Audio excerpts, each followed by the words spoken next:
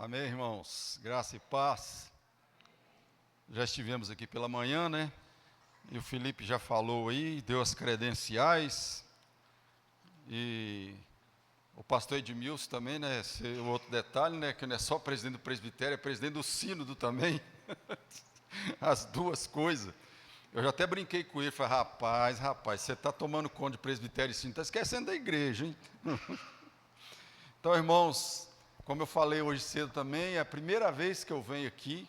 Já preguei na primeira, já preguei lá na Vila Nova, já preguei no Bela Vista, mas aqui eu não tinha vindo ainda não. Então agora fechou o negócio. É muito bom ter essa oportunidade. E não se encha de expectativa que eu não sou pregador. Vocês têm um excelente pregador aqui, então não espere muito, entendeu? Mas eu aceito esses desafios, irmãos, sabendo das minhas limitações, sabendo que eu não tenho essa, vamos dizer assim, essa expertise do negócio, mas eu não nego o fogo, como diz o outro, né? Me chamou, eu vou, falo daquilo que Deus tem falado no meu coração. Como o Felipe falou, a gente conversa quase que toda semana, entendeu? Eu estou lá em Valadares, ele está aqui, mas a gente conversa direto, e ele tem me ensinado umas coisas diferentes, novas, e tem alegrado muito meu coração, e tem enchido meu coração de esperança, de boas coisas, e isso tem me trazido coisas boas para a minha vida. Mas, irmãos, eu queria deixar para você, antes de pregar, como o assunto é missões, não que eu não vá falar desse assunto, porque isso aqui tem tudo a ver com o que eu vou falar, mas eu queria fazer um desafio a você. É uma coisa que eu e minha esposa aprendemos sobre missões e que você também deve aprender como crente, como um salvo. Você precisa ter um nome de pelo menos um missionário, o qual você irá orar por ele todos os dias. Todos os dias.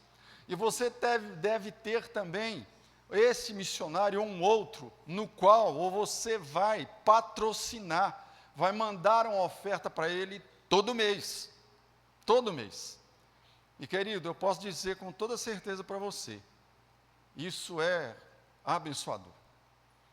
Lá em casa nós oramos pelo Ronaldo Lidório, oramos pelo pastor Wilton e a Josi, oramos pelo pastor André, pelo evangelista Félix, pelo projeto Ebenezer na Guiné-Bissau, oramos pela Verônica lá na Índia, a Verônica inclusive é de muitos anos, Dona Irani que nos conectou a Verônica, minha sogra que já faleceu, e oramos também pelo Fernando Moura, e também pelas frentes missionárias que atuam no Nordeste, e pela igreja no mundo afora. E nós contribuímos praticamente com estes que eu falei, todo mês. Então é importante, irmãos, a gente participar disso. Não é uma vez por ano, isso a gente tem que ter isso diariamente. Mas a minha esposa, oramos todo dia por esses nomes que eu falei para vocês. Todos os dias nós estamos orando por eles. E todo mês a gente envia uma oferta. É muito gratificante, irmãos. Se você olhar, nós estamos aqui, ar-condicionado, luz, som, tudo bonitinho. Sabe como é que é a igreja do evangelista Félix na Guiné-Bissau? É tipo uma cabana, redonda, é fechada em volta de tijolo, tem os lugares de colocar janela, mas não tem janela. Tem o lugar de colocar a porta, mas não tem porta. Tem piso de terra batida, umas cadeiras praticamente usadas, um púlpito quase que improvisado, mas eles adoram a Deus com muita alegria. Com muita alegria. E a gente precisa disso. O projeto Ebenezer, o responsável por ele é o Marfan, que é o filho adotivo do pastor Jacques Stone. O pastor Jacques Stone, numa viagem que ele fez a Guiné-Bissau, ele adotou o Marfan. E o Marfan hoje mora com ele em Valadares, está estudando, fazendo faculdade, mas ele falou que assim que terminar a faculdade, ele volta para a terra dele, para dar continuidade ao trabalho, porque de longe ele administra o projeto Ebenezer. O projeto Ebenezer é focado em crianças, Então, irmãos, é muito bom, e eu falei de pouca coisa. Ana Karina, eu conheço a Ana Karina desde a década de 90, eu conheço a Ana Karina. Deus tocou o coração dessa menina e levou ela para as missões. Irmãos, nós precisamos nos envolver com isso cada vez mais. Isso é muito bom, isso é gratificante. Eu poderia falar aqui coisas, detalhes, daquilo que Deus tem feito na nossa vida, daquilo que Ele move o nosso coração para contribuir. Então, não é agora que nós vamos falar disso não. Mas eu queria que você abrisse sua Bíblia em 1 Samuel capítulo 1.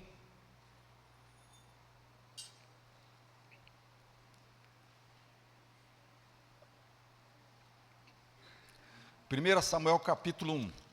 Nós vamos ler todo esse capítulo.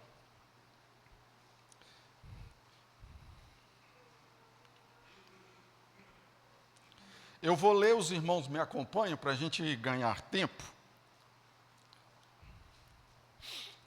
Amém? Todos acharam? Então eu vou ler, os irmãos me acompanham. Houve um homem de Ramataim de Zofim, da região montanhosa de Efraim, cujo nome era Eucana, filho de Jeorão, filho de Eliú, filho de Tou, filho de Zuf, efraimita. Tinha ele 2 mulheres, uma se chamava Ana e a outra Penina. Penina tinha filhos, Ana, porém, não os tinha. Este homem subia da sua cidade de ano em ano a adorar e a sacrificar ao Senhor dos exércitos em Siló. Estavam ali os 2 filhos de Eli, Ofni e Finéias, como sacerdotes do Senhor. No dia em que Eucana oferecia o seu sacrifício, dava ele porções deste a Penina, sua mulher, e a todos os seus filhos e filhas. A Ana, porém, dava porção dupla, porque ele a amava, ainda mesmo que o Senhor a houvesse deixado estéril. A sua rival a provocava excessivamente para a irritar, porquanto o Senhor lhe havia cerrado a madre. E assim o fazia ele de ano em ano, e todas as vezes que Ana subia à casa do Senhor, a outra a irritava, pelo que chorava e não comia. Então Eucana, seu marido, lhe disse: Ana, por que choras? E por que não comes? E por que estás de coração triste? Não te sou eu melhor do que 10 filhos? Após terem comido e bebido em Siló, estando Eli, o sacerdote, assentado numa cadeira junto a um pilar do templo do Senhor, levantou-se Ana e com amargura de alma orou ao Senhor e chorou abundantemente.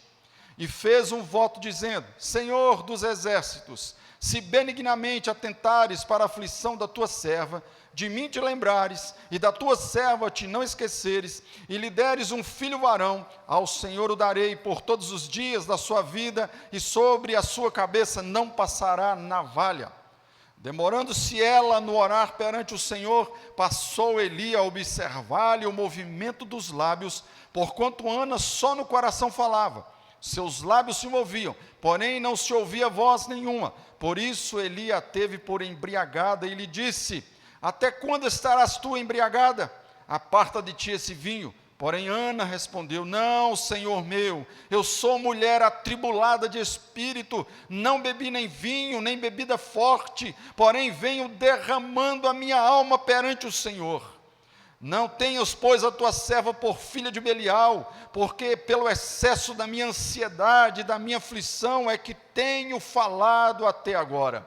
Então lhe respondeu Eli: Vai-te em paz, e o Deus de Israel te conceda a petição que lhe fizeste. E disse ela: Ache a tua serva mercê diante de ti. Assim a mulher se foi seu caminho e comeu, e o seu semblante já não era triste. Levantaram-se de madrugada e adoraram perante o Senhor, e voltaram e chegaram à sua casa a Ramá. Eucana coabitou com Ana, sua mulher, e lembrando-se dela o Senhor, ela concebeu, e passado o devido tempo, teve um filho, a quem chamou Samuel, pois dizia: Do Senhor o pedi. Subiu Eucana, seu marido, com toda a sua casa, a oferecer ao Senhor o sacrifício anual e a cumprir o seu voto. Ana, porém, não subiu e disse a seu marido: Quando for o menino desmamado, levá-lo-ei para ser apresentado perante o Senhor e para lá ficar para sempre. Respondeu-lhe Eucana, seu marido: Faze o que melhor te agrade, fica até que o desmames, tão somente confirme o Senhor a tua palavra. Assim ficou a mulher e criou o filho ao peito até que o desmamou. Havendo-o desmamado, levou consigo com um novilho de 3 anos, um éfa de farinha e um odre de vinho, e o apresentou à casa do Senhor a Siló. Era um menino ainda muito criança. Imolaram o novilho e trouxeram o menino a Eli. E disse ela: ah, meu senhor, tão certo como vives, eu sou aquela mulher que aqui esteve contigo, orando ao Senhor. Por este menino orava eu, e o Senhor me concedeu a petição que eu lhe fizera. Pelo que também o trago como devolvido ao Senhor, por todos os dias que viver. Pois do Senhor o pedi, e eles adoraram ali o Senhor. Meu querido, eu queria falar um pouco aqui sobre adoração. E lá em Mateus 28, 20, Jesus disse: ensinando-os a guardar todas as coisas que vos tenho ordenado. Meu querido, missões, adoração faz parte de missões e nós precisamos aprender a adorar a Deus. Precisamos prestar um culto devido a Ele. O interessante, meu querido, que muitas vezes, eu já fui destes, de quando um pastor colocava uma liturgia no boletim, eu o chamava de tradicional. Mas, meu querido, hoje, eu acho tremendo quando Deus faz a obra na vida da gente e faz a gente entender as coisas de forma diferente, do jeito que Ele quer, do jeito que deve ser. E isso aqui, querido, não é mero acaso, não é capricho, isso aqui é ordem de Deus. Isso aqui é ordem de Deus.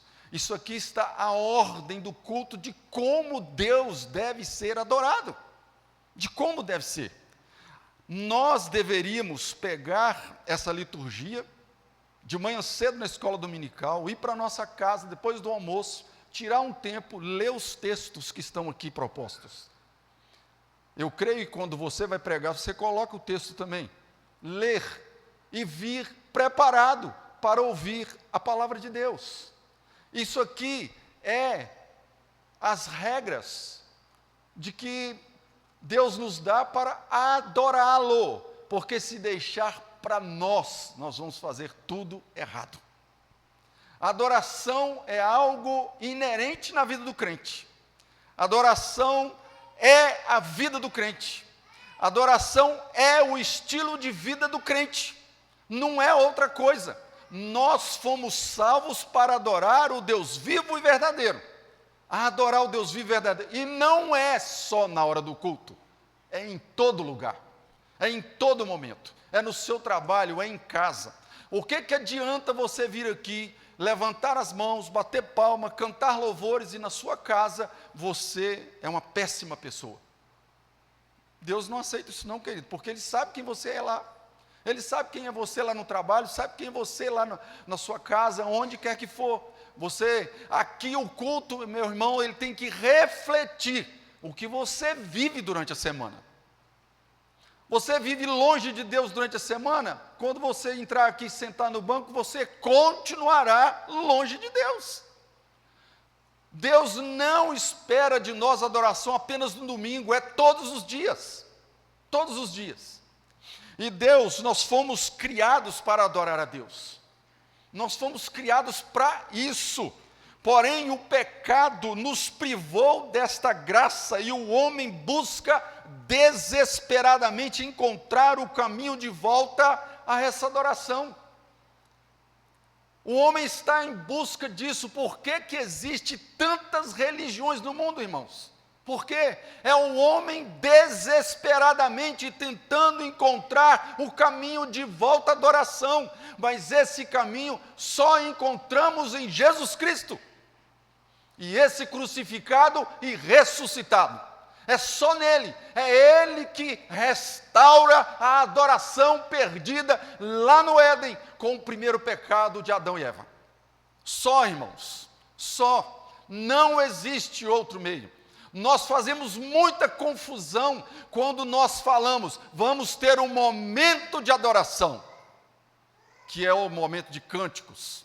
Muitas vezes os cânticos que nós cantamos não adoram, mas apenas louvam. Porque louvor Louvar a Deus é dar graças a Deus por aquilo que Ele tem feito. E adoração, nós o adoramos por aquilo que Ele é. Ele é onisciente, onipresente, onipotente, Ele é tremendo, é Deus de justiça, é Deus de amor. Então isso é adoração. E louvor tem que estar nos nossos lábios, adoração tem que estar nos nossos lábios também.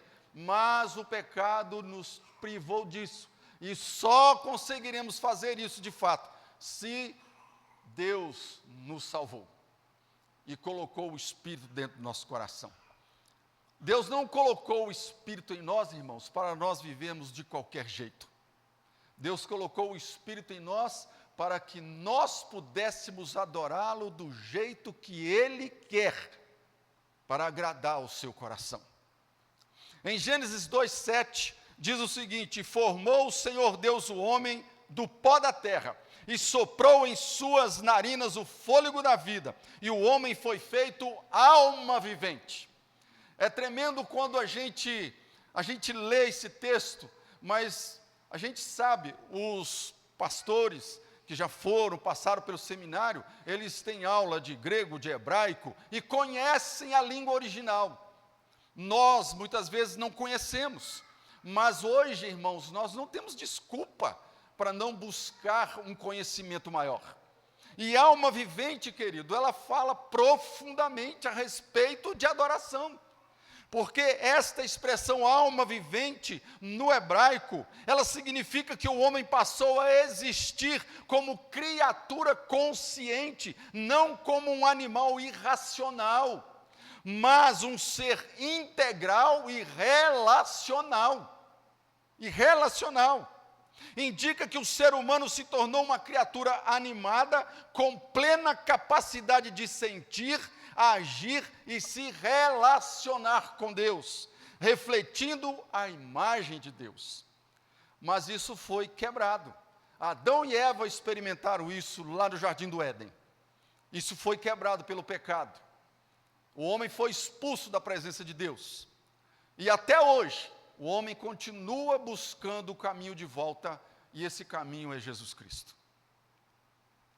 Este verso, querido, nos fala que a criação do homem não é uma questão lógica ou filosófica, ela é litúrgica. Litúrgica.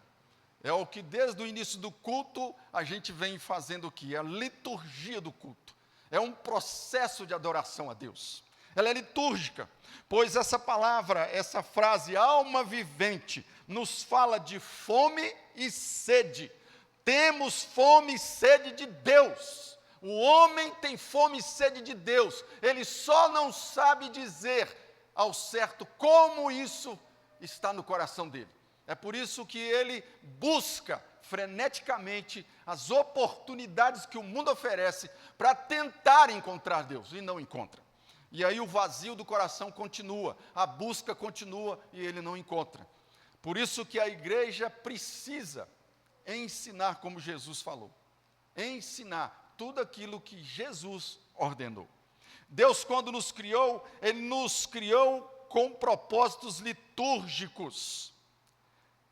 Ritos, orações e ações. Fomos feitos para desejar a Deus e encontrar nele saciedade para as nossas almas.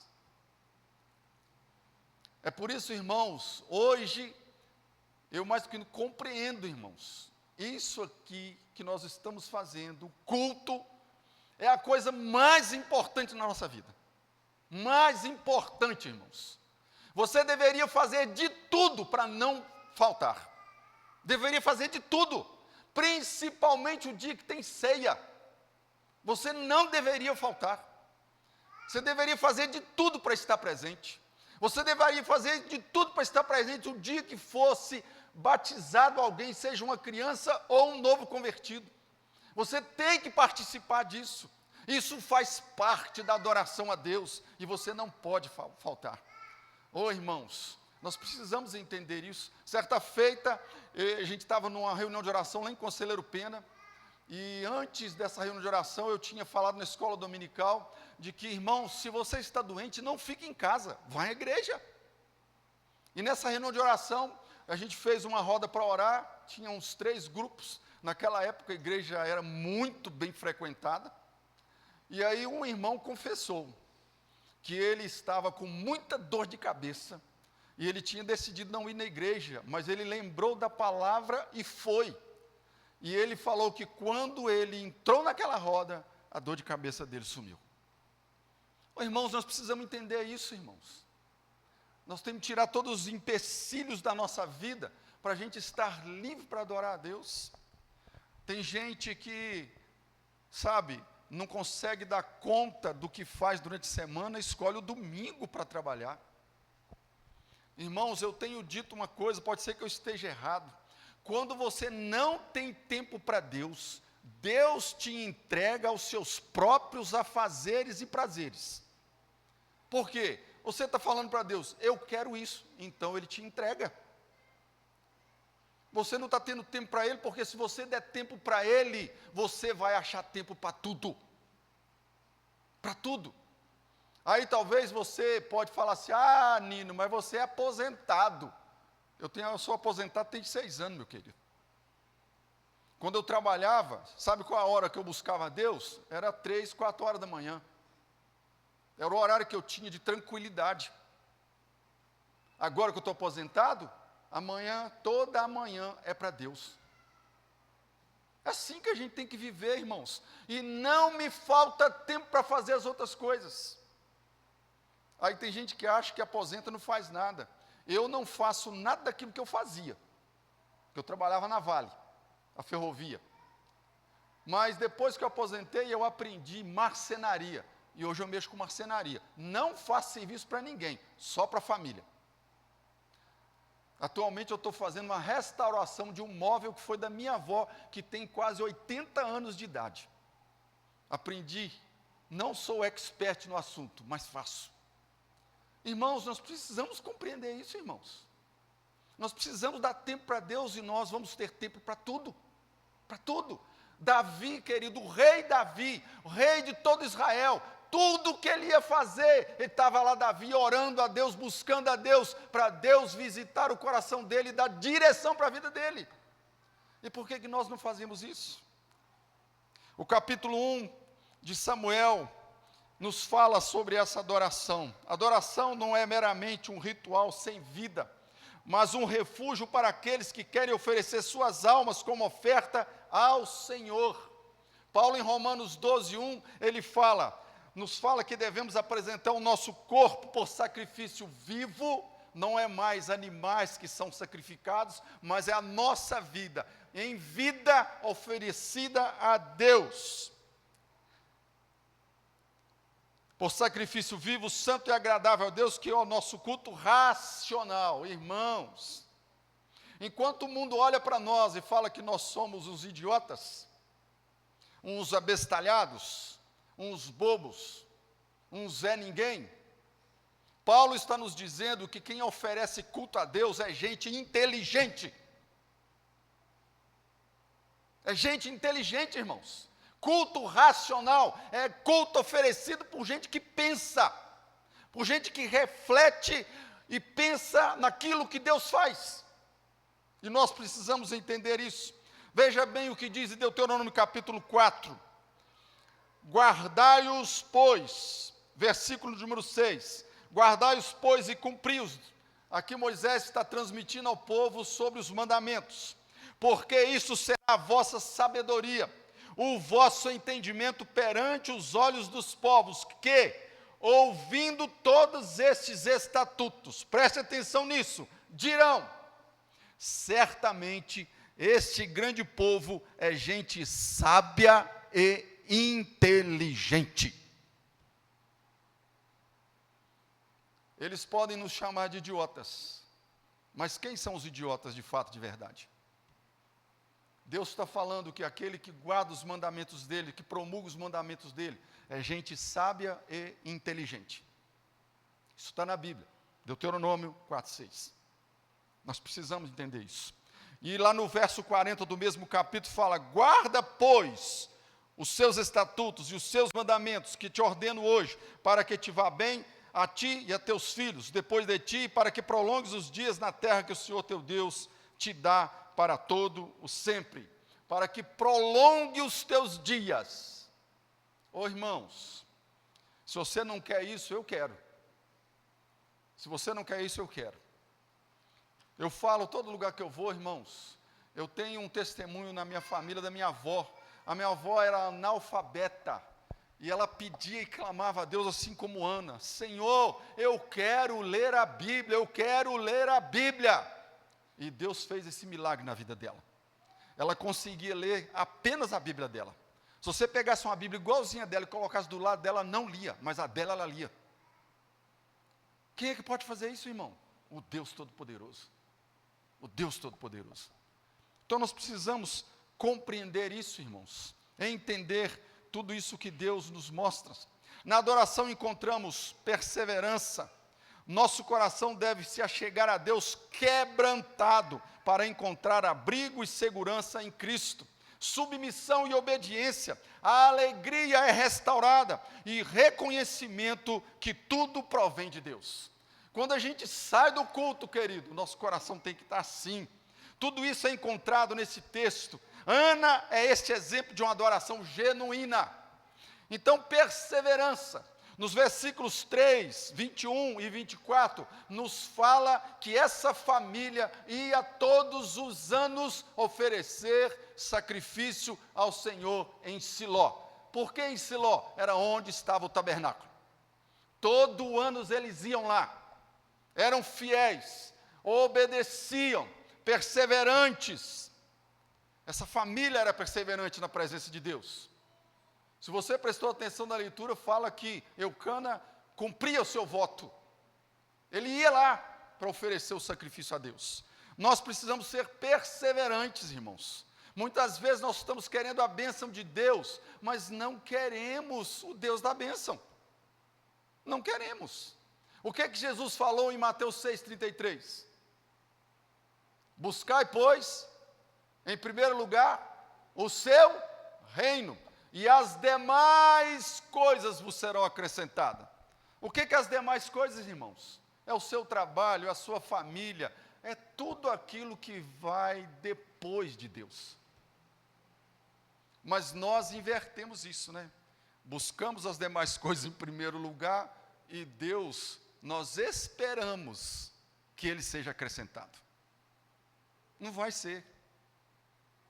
Não podemos inverter essa ordem. Nós temos que colocar Deus em primeiro lugar na nossa vida, irmãos. Em primeiro lugar.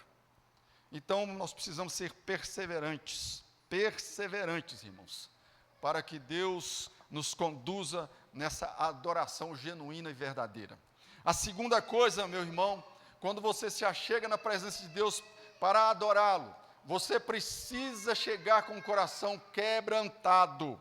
Coração quebrantado. Reconhecimento de quem nós somos e quem Deus é.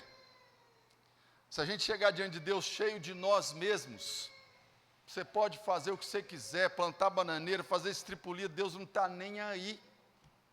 Deus não está nem aí para você. E tem gente que acha que é coreografia, performance que Deus agrada. Não adianta, irmão, não adianta. Você precisa estar com o coração quebrantado diante de Deus, quebrantado. O coração seu precisa estar vulnerável, dependente e fraco. Mostrar para Deus: Deus, eu não sou nada sem Ti. Não sou, e nós de fato não somos, irmãos. Não somos. Eu acho tremendo quando Deus, lá em Ezequiel capítulo 36, Ele fala assim com o profeta: fala para o povo que eu vou fazer todas essas coisas, mas não é por causa deles, é pelo meu nome, é por causa da minha glória. É Ele, irmão. Não tem nada a ver comigo, com você, não. Ele nos escolheu para a glória dEle. E você fica invertendo as coisas, nós ficamos invertendo as coisas. Não, não. Ele te salvou, você tem ideia do que significa isso? Você tem ideia do que significa isso? Ele te livrou do inferno, porque é para lá que nós iríamos. Nós precisamos entender, por isso que nosso coração tem que chegar diante de Deus quebrantado. Ana estava com o coração quebrantado. Olha no verso de número 10. Levantou-se Ana e com amargura de alma orou ao Senhor e chorou abundantemente. Ô irmãos, você vê nesse texto a Penina espizinhando Ana, mas esse texto fala que Ana revidava? Fala. Sabe mais ou menos quantos anos que essa irritação permaneceu? Tudo indica que Penina já tinha 10 filhos, possivelmente 10 anos. Mulheres, qual de vocês aguentaria isso 10 anos? Qual de vocês aguentaria isso 10 anos? E olha, irmãos, nós sabemos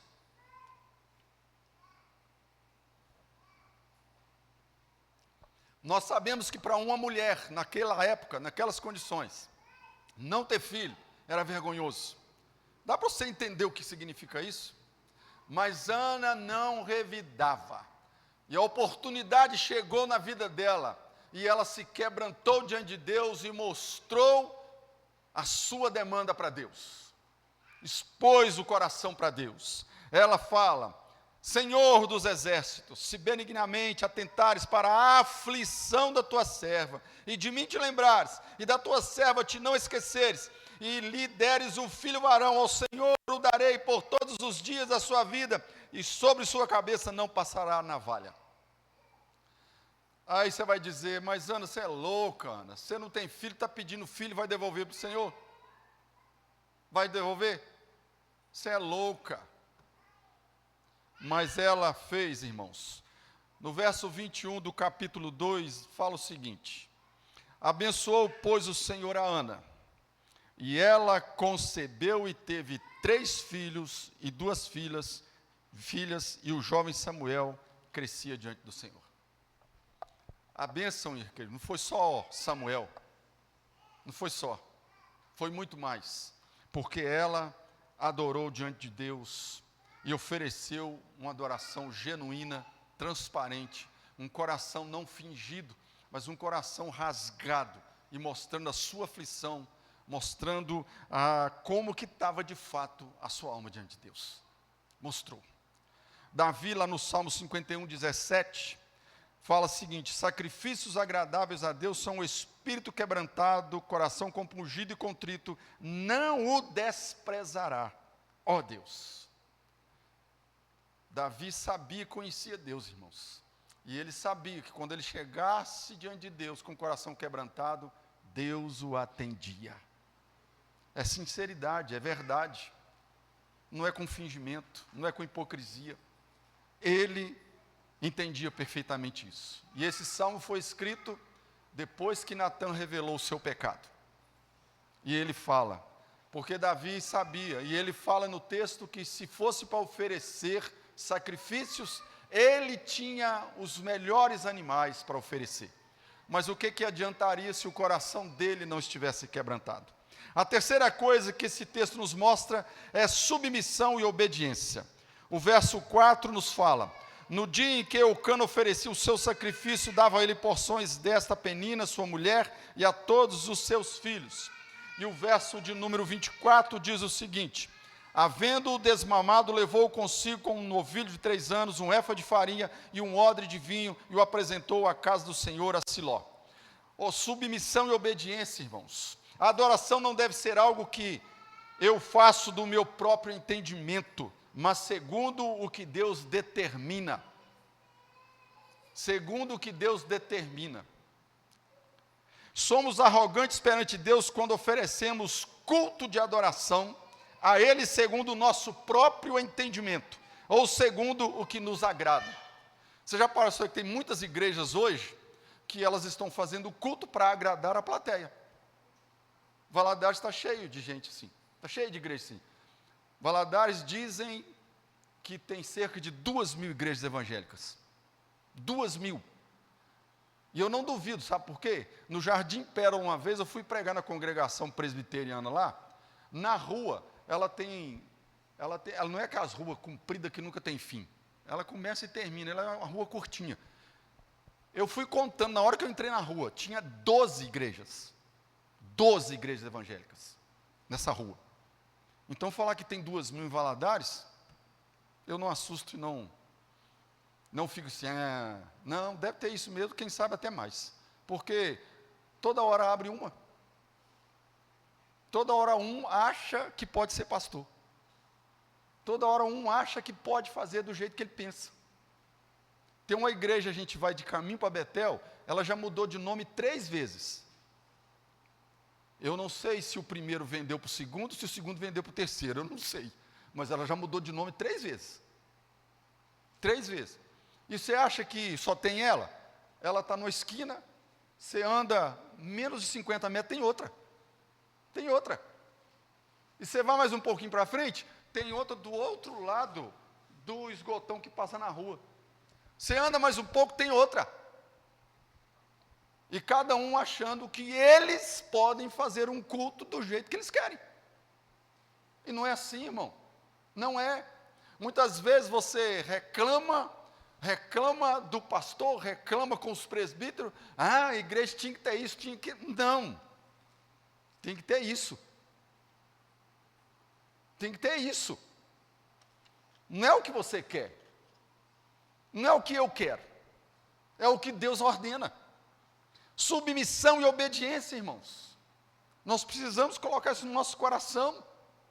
Essa oferta que Ana ofereceu, um novilho, um éfa de farinha, um odre de vinho, ela não estava fazendo da cabeça dela, irmãos.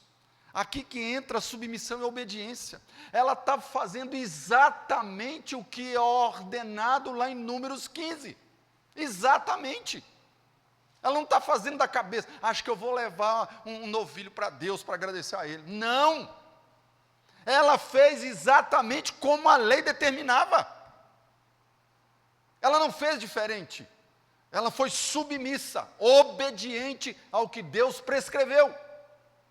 Entende isso?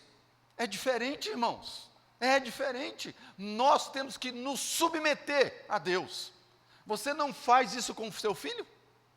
Você não faz isso com o seu filho? Quanto mais nós devemos prestar obediência a Deus. Tem que ser, irmãos. Nós somos falhos. Eu não estou ignorando isso. Não estou. Você pode olhar para o seu filho e ver claramente quem você é diante de Deus. Eu falo e brinco, irmãos. A gente fica olhando para as crianças, oh, que coisinha bonitinha, fofinha, de fato é. Mas eu te pergunto, quem é que ensinou uma criança a mentir? Quem é que ensinou uma criança a fazer pirraça? Isso é a natureza do pecado, irmão. Quem é que ensinou uma criança a enganar? Isso é a natureza do pecado, já nasce com essa semente.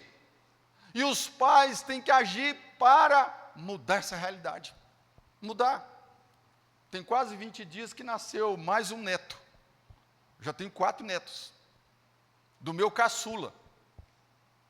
E eu aprendi uma coisa, há uns 2 meses atrás, irmãos, eu achava o seguinte, Felipe, eu já tinha criado os 3, agora não tem compromisso mais. Mas a Bíblia fala que os avós têm que ajudar os pais a educar os filhos. É isso que Moisés fala, Josué fala. Ensine ao seu filho e ao filho do seu filho. Fé, Jesus, só vai parar o dia que eu morrer. Só o dia que eu morrer. Isso é tremendo demais, irmãos. Sabe por quê? Porque isso eu tenho que dobrar meu joelho e ficar em submissão a Deus. Eu achava, não. Aí, eu sempre odiei certas coisas. Odiei. Talvez a palavra é muito forte. Ouvi gente fazendo piada de sogra, porque eu tinha uma sogra que era muito mais do que sogra. Era amiga, mãe, era tudo para mim. Eu odiava alguém ouvindo falar, falei assim, você pode falar da sua sogra, a minha não. A minha não. E outra coisa que eu falei com a minha filha quando ela teve o primeiro filho, era ouvir, a voz estraga neto. E eu mandei um texto para minha filha, comprometimento com ela, o que depender de mim, isso nunca vai acontecer. Eu abomino isso. Irmãos, nós precisamos ser diferentes. Nós precisamos oferecer a Deus uma adoração genuína e temos que ser obedientes a Deus. Não podemos brincar com essas coisas. Deus, sabendo que o pecado nos tornaria incapazes de oferecer uma adoração genuína, Ele mesmo providenciou os meios e a forma de como adorá-lo. Não é do meu jeito, não é do seu jeito. É do jeito dele. É do jeito dele. Nós precisamos entender isso, irmãos. Para a gente só ilustrar na palavra, Levítico 10:1, você conhece essa história. Nadab e Abiú, filhos de Arão, tomaram cada um o seu incensário e puseram neles fogo, e sobre este incenso, e trouxeram fogo estranho perante a face do Senhor, o que lhes não ordenara. Mas o que eles fizeram diferente? Eles fizeram do jeito que eles achavam. O texto não nos fala com clareza o que foi que eles erraram, mas há algumas evidências. Havia uma ordem expressa de que a brasa para colocar no incensário teria que ser tirada do altar do sacrifício. Eles podem ter pegado fogo de outro lugar. Olha como que Deus é detalhista, irmãos. Eu falei para pegar a brasa do altar.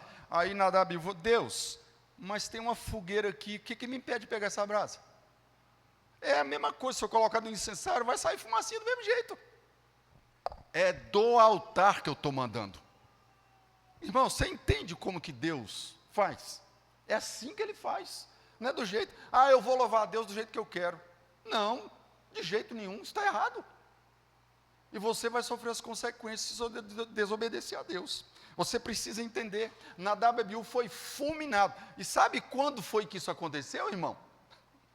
Na inauguração do tabernáculo.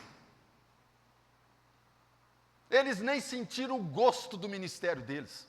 Nem sentiram. Só sentiu o fogo de Deus na vida deles, que consumiu os dois. Dá para você ter ideia do que seja isso? Nosso Deus não brinca. Se Ele falou uma coisa, é para ser obedecido.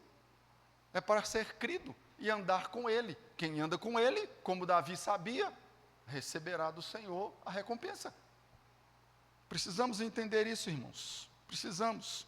Hebreus 12, 28 e 29 diz: por isso, recebendo nós um reino inabalável, retenhamos a graça pela qual sirvamos a Deus de modo agradável, com reverência e santo temor. Aí o autor aos Hebreus nos aponta lá para Nadab e Abiú, porque o nosso Deus é fogo consumidor. Aí você vai falar assim: Nino,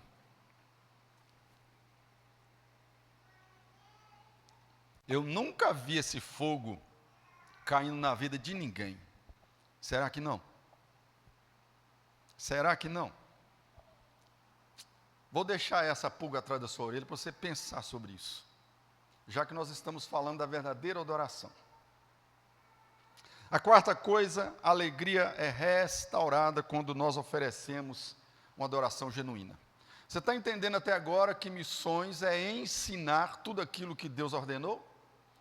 Se você vai pregar o evangelho para alguém, você deve ensinar a adoração para essa pessoa.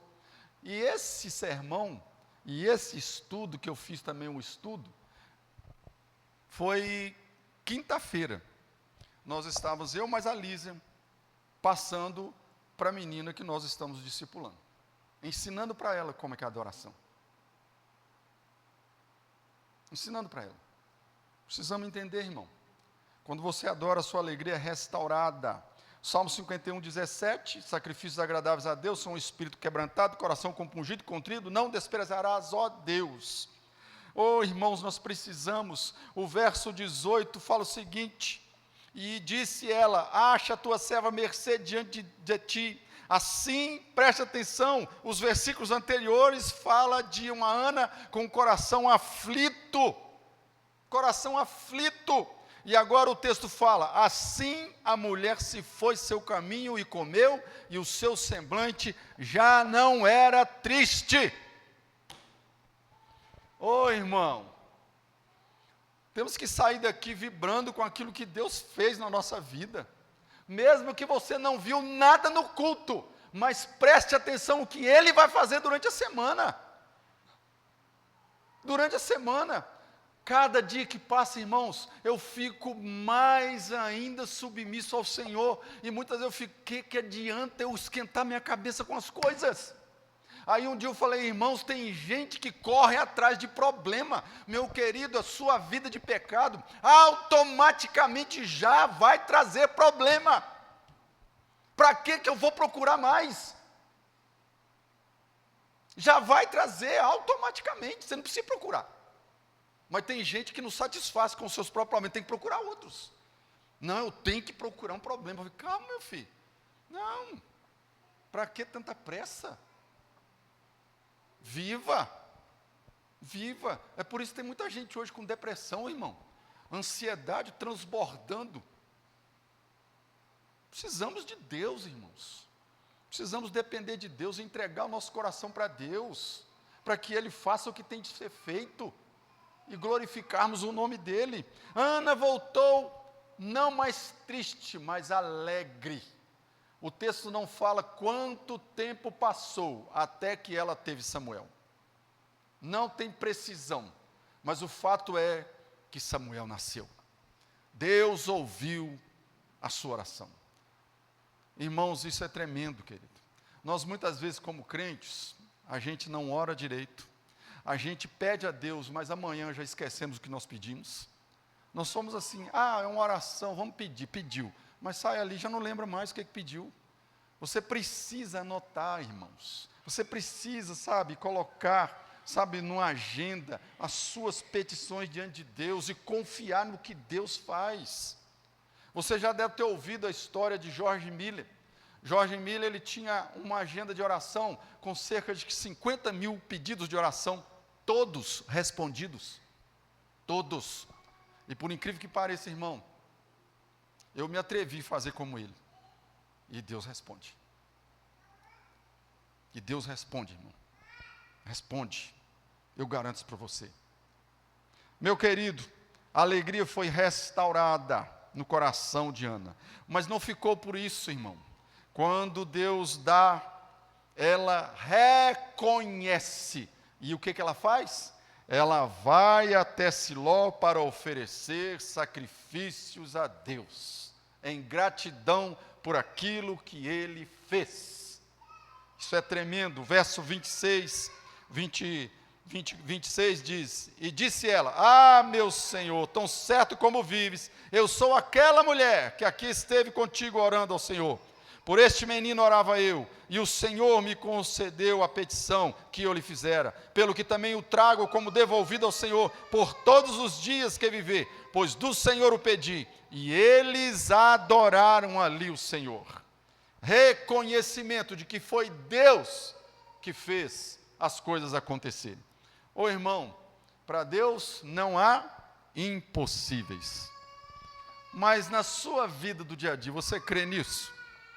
Você crê que Deus é o Deus dos impossíveis? Nós precisamos crer, irmão, que Ele é o Deus dos impossíveis. Ele é que faz todas as coisas acontecerem.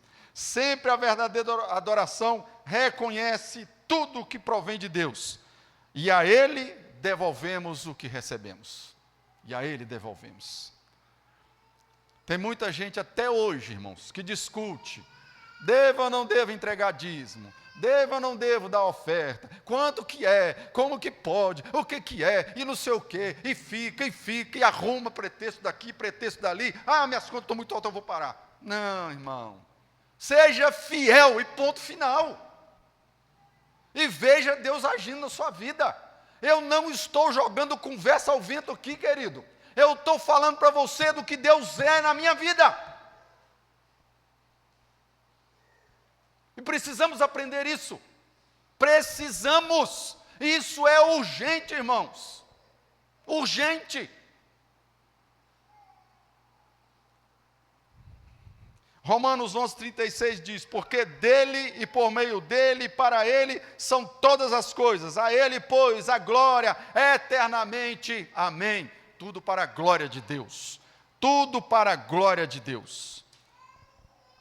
Portanto, irmãos, concluindo, o culto e a adoração ao Deus vivo e verdadeiro é essencialmente um engajamento com Ele, nos termos que Ele propôs e da maneira que apenas Ele torna possível. Deus exige adoração, mas Ele nos deixou os insumos e a forma como devemos adorar e prestar culto a Ele. Não tente criar ou mudar o que Deus já estabeleceu. Isso é muito perigoso. Não seja louco em adorar e cultuar diferente do que Ele ordenou. Ele é fogo consumidor.